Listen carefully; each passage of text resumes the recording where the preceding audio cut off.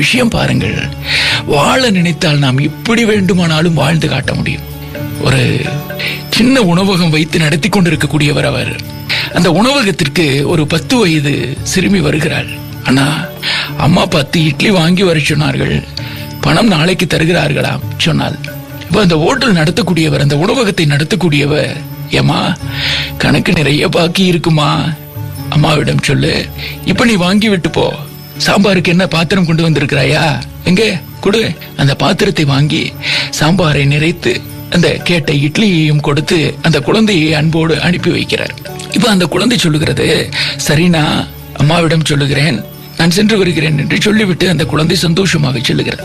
இப்போ கடையில சாப்பிட்டு கொண்டிருந்த ஒருவர் அந்த உணவக உரிமையாளரை பார்த்து, நிறைய பாக்கிகள் இருக்கிறது என்று சொல்லுகிறீர்களே, ஏன் மறுபடியும் கொடுக்கிறீர்கள்? பாக்கிகளை வசூலித்து விட்டு கொடுக்கலாம் இல்லையா? மறுபடியும் சந்தோஷமாக கேட்ட இட்லியை கொடுக்கிறீர்கள்.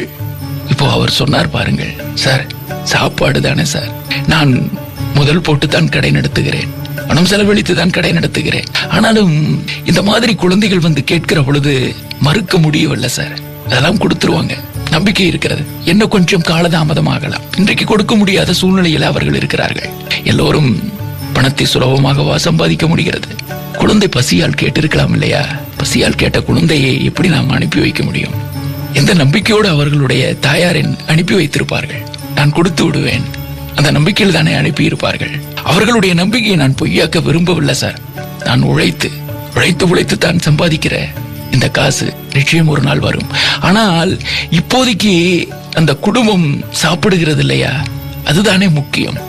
நான் உணவு தரவில்லை என்றால் அந்த குழந்தை தன் தாய்க்காக ஏதாவது ஒரு வகையில உணவு தர வேண்டும் என்று சொல்லி ஒரு தவறான பாதையை தேர்ந்தெடுத்து விட்டால், ஏதோ ஒரு பொருளை இன்னொரு இடத்துல இருந்தே போய் எடுத்து அந்த பொருளை இன்னொரு இடத்துல கொடுத்து அதன் மூலமாக காசை பெற்று அதன் மூலமாக அல்லது வேறு ஏதேதோ சிந்தனைகள் வரலாம் இல்லையா?